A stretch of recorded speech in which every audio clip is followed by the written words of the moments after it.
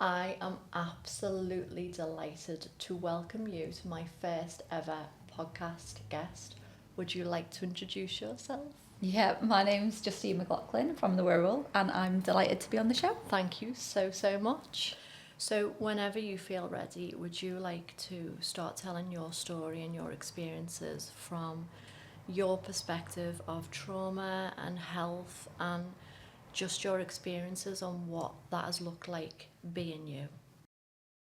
Yeah, I think it's a really interesting one because we've had a conversation before and we've mentioned trauma, and I don't think I've ever gone, oh, that was such a traumatic experience until probably recently, where I've almost had to reevaluate my life when I hit a bit of rock bottom.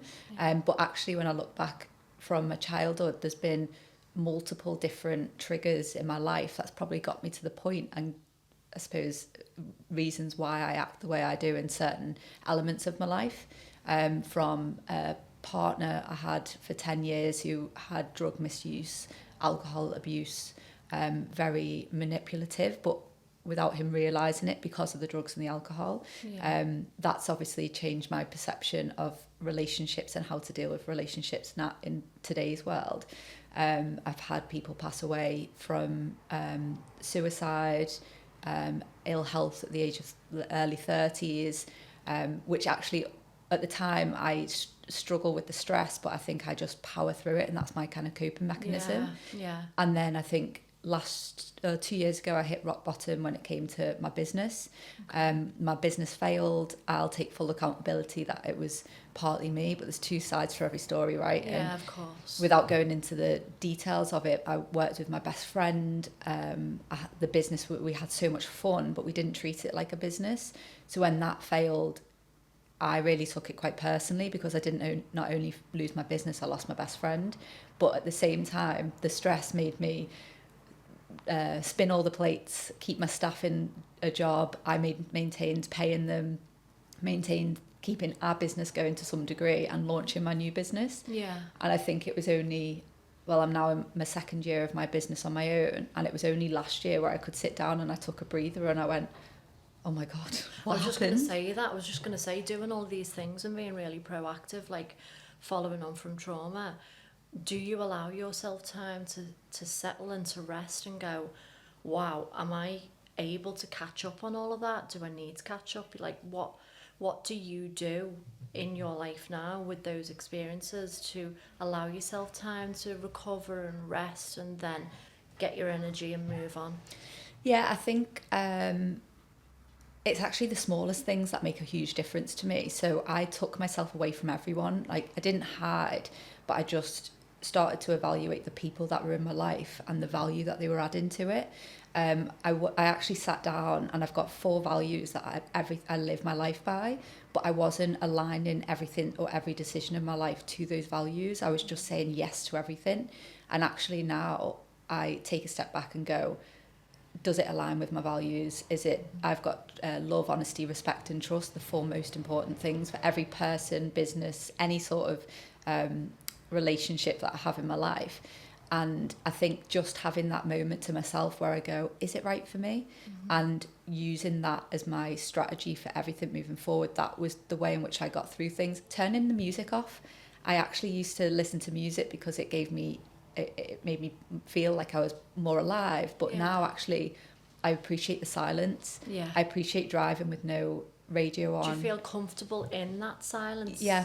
And I actually feel like I don't overthink as much. It almost unstimulates my mind. So it puts me into a state of almost meditation without me realising it. I just found that was my safe space. How did you get that knowledge to embed that in your coping strategies? Do you know what? I probably stumbled on it and didn't even realise. I have a partner who saw me from the bottom to the top. Like, he really saw me hit that rock bottom, and instead of being in my face and asking me why, or he knew I wasn't sleeping, and I knew he felt guilty that I wasn't sleeping. And I remember going to numerous healthcare professionals because I kept thinking there was something wrong with me because I kept feeling pressure on my chest. Right. And it was actually anxiety, but I'd never experienced it before. So I had a year of not sleeping, anxiety, but I didn't want to vocalize that because I was that strong, independent person that didn't want going back to probably my childhood trauma with my ex-partner, Yeah. I didn't want to lose control of a situation. I wanted to be able to maintain a front with everyone, that I was able to cope with it, etc. So I think he became my safe space. So he then started to tell me, I know you're not sleeping. I know you're getting the pain in your chest. Do you think it's stress? Do you think it's it? And he started slowly talking through situations with me, and he would just let me sit in silence. Like, he wouldn't ask me questions if he didn't feel like I was ready to talk. And I think at that point I went, right, silence is my little area of peace. Yeah. But I know I can go to him if I need to ask questions, or if he feels like he needs to ask me. So he's quite a healthy 100%. relationship for you, which 100%, yeah. kind of influenced you to have a healthier relationship with yourself and get more awareness. Yeah, absolutely. So just going back, and obviously only talk about what you feel comfortable with. When you say about your childhood traumas, I noticed that you were saying about your first relationship. Yeah. Now, for me, childhood is 0 to 16, but for you, what age was your first relationship? So I was with him from when I was 18 to 26, I think it was, around there. Yeah. But I suppose for me, I found myself very much at that age. Like, I was creative, I was very independent then. I moved out with him when I was 18, and I almost lived this very grown-up life, I suppose. Yeah. But because of the circumstance, it made me grow up very quickly. Right. So I think I almost throw that as my childhood, although it is my teen. It's adulthood, I suppose, if you think about it. But I had the greatest childhood. I don't think any of that really affects the way I live now, other than the fact I'm very close to my family, and I've not grown up. My parents are still together. My brother got with his first partner and he married her, and I've had a very secure, very stable environment. Yeah, and so I think I actually, when I first got with my partner to begin with, he was into the drugs, the alcohol, and I think I saw that as I could mother and nurture him. Right. And that's why I almost held on to the relationship. You probably had that skill set, didn't you, from what you'd had as a child? Absolutely, yeah. And I think that's why I felt so, at the end of the however many years it was, 8 years, I hit that rock bottom because I didn't know what to do. I was like, I love that mother and nurturing, but that's not healthy to be in a relationship like that. Help him recover because if he doesn't want to help himself. Yeah. So did it end up where he wanted to help himself, or did you have to just remove yourself from? We probably removed. He did to a degree, but enough that I could remove myself from that situation, and then I say I'm lucky that he moved to another country, so I wasn't in it. But I think if he was in this country, I probably would have still maintained trying to support if there was anything going on. But I hope he's doing well, and he's the other side of the world now, and I know he's had a kid, and he's got his own family, so I'm really proud and happy. That would never have happened in a relationship that I was with him. It was horrendously unstable. Yeah. But it's good that you noticed that, because I know a lot of women will dedicate their entire lives, especially to men, in thinking, I can save him, I can heal him, I feel like I have the skill set to take care and to help him get to health, and they almost become a perpetrator in this psychological triangle of trying to be a rescuer and trying to hold this person to bring them to the parapet and say, these are the things you need to do for us to have this life that I envision, that I know you're capable of having. Yeah. And in doing that, they turn from rescuer to persecutor, and then the relationship just turns really toxic. Yeah. And, your levels of...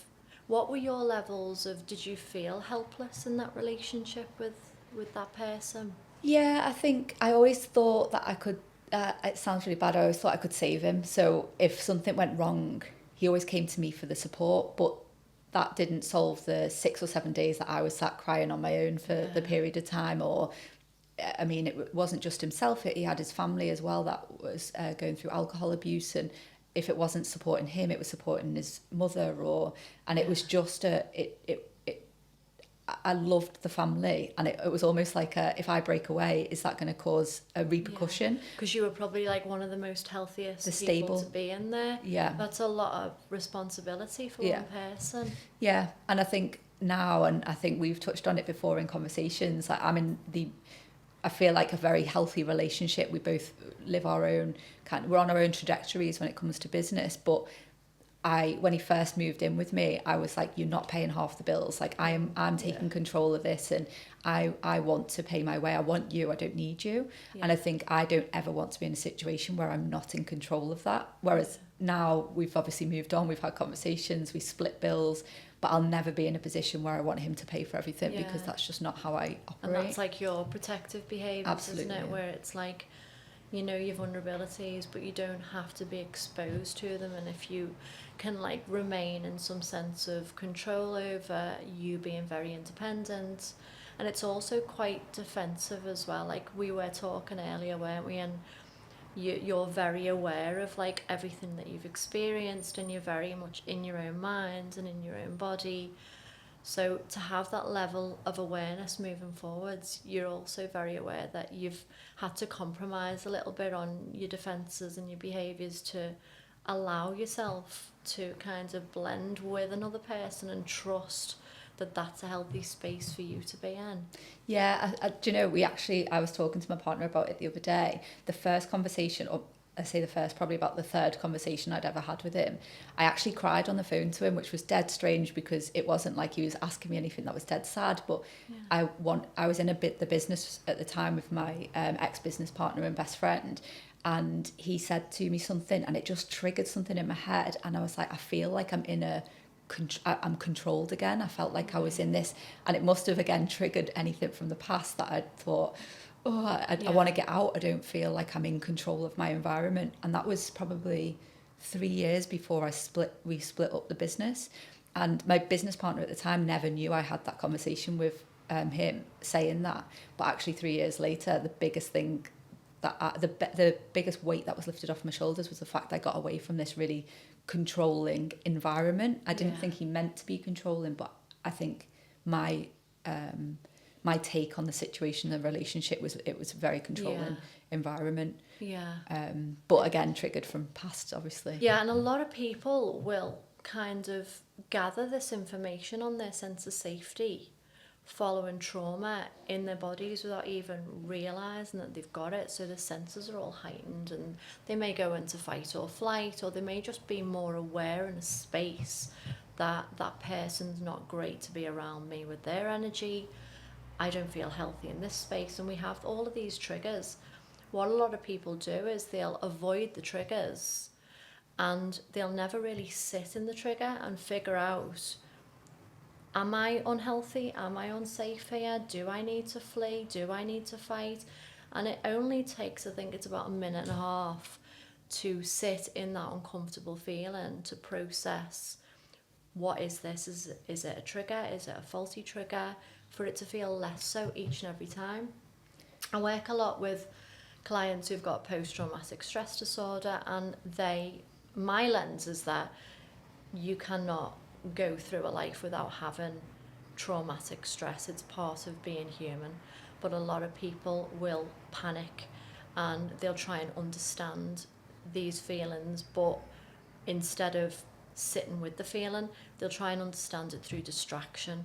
So they'll either, develop a hobby where they're very busy, or they're especially women as well. Women will keep themselves 100% what I do. very occupied, yeah. But when you were saying before that, you don't mind sitting in the quiet space, and that's a huge novelty, especially for women, because we are used to doing so much that it's almost difficult to sit in the quiet because it feels so uncomfortable. And I think if you can get to that space where you can sit with the quiet and the peace yourself, to me that's a healing space. Absolutely, yeah. And I'm not there yet. I would like to think one day will be, but from people that I work with, I think that's a really good space to be in for your health. Yeah, absolutely. And if you don't want to be in some people like to be around people, don't they? Yeah. They don't have to be talking, but around certain people. And I think the one thing that I've learned is to make sure that those people are adding value to your life. Yeah. If you've got any inkling that they're not, I'm a very cutthroat person, so if I don't think you're adding value, I cut you out of my life, but not for the purpose of offending anyone. It's for my own well-being. Yeah. And honestly, since I've done that and I'm only surrounded by positive people, I now get anxiety if I've got too many events that I say yes to, because I don't want to be in those social environments where I'm fake. I want to be with people that really add value. And I think that's really important. I think, you know what, I totally agree, especially with relationships, whether that's with an intimate partner or people in society. We've all gone through so much collectively with the pandemic, where now we all value our time, whereby it's got to be a mutual exchange and a mutual respect of, this is a transaction with each and every relationship. Am I getting something from it? Am I giving something to that person? They have the freedom to choose if I'm right to be in their space. It's very much a survival mechanism now to put yourself in healthy spaces if you want to feel, you know, healthy and recovered and moving forwards. A lot of people did develop a lot of self-harm strategies following the pandemic. You know, things like addictive behaviours, smoking, drinking, vaping, and they've become habits. Yeah. So it's not like there is any perfect way to do anything. Sometimes it is kind of like trial by fire, and you develop these habits over time. But I think getting to know yourself and having a healthy relationship with yourself and with other people, you end up having better relationships with people because you understand yourself so much more. Yeah, absolutely.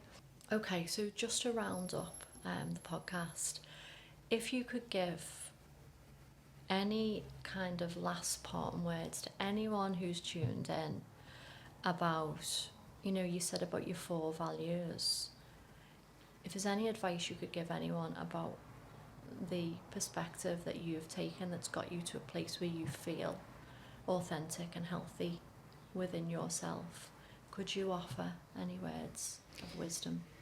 Yeah, I think, one, take a moment, like take a breather. I think you get so in the moment where you're spinning so many plates that you're trying to distract yourself from things, that you don't actually take a step back and look at the bigger picture. Sit down and understand what really truly makes you happy and what are your values, and any sort of decision that you make moving forward from that point, it has to align with the values. And if it doesn't, it's okay to say it's not okay.